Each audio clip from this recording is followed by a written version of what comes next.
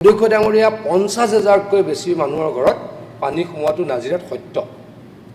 অধ্যক্ষ ডাঙৰীয়া 30ৰ পৰা 35,000 মানুহৰ ঘৰত বা 40,000ও হ'ব পাৰে, মোৰ অলপ ইফাল সিফাল হ'ব পাৰে, মানুহৰ ঘৰত পানী সোমোৱাটো অধ্যক্ষ ডাঙৰীয়া শিৱসাগৰত সত্য।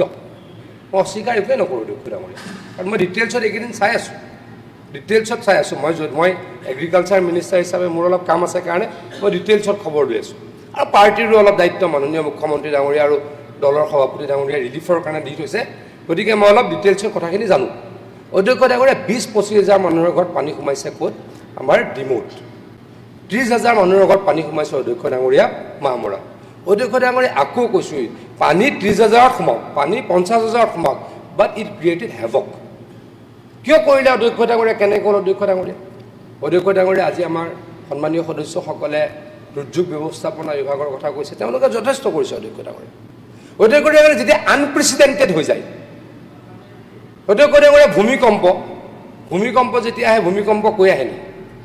ভূমিকম্পৰ কাৰণে সাজু থাকে, কিন্তু যেতিয়া একেলগে 50,000 মানুহ মৃত্যুমুখত পৰিবলগীয়া ভূমিকম্প হয়, তাত সাজু হৈ থাকি কিবা লাভ হ'ব নেকি অধ্যক্ষ ডাঙৰীয়া? অধ্যক্ষ ডাঙৰীয়া যেতিয়া একেদিনাই মথাউৰিৰ 4 মিটাৰ 5 মিটাৰ ওপৰত পানী হয়, এইটো কি হ'ব লাগিব? ভগৱানৰ লীলা বুলি ক'ব লাগিব অধ্যক্ষ ডাঙৰীয়া।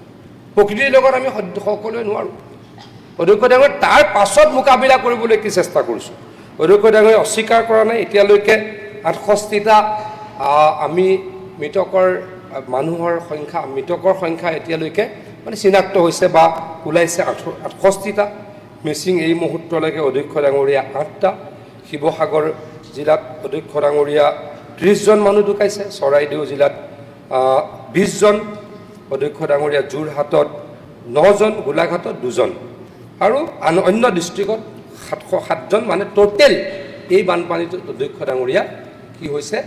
68জন মানুহৰ এতিয়ালৈকে মৃতদেহ চিনাক্ত কৰা হৈছে বা উদ্ধাৰ কৰা হৈছে, আৰু 8জন মানুহ মিচিং হৈ আছে।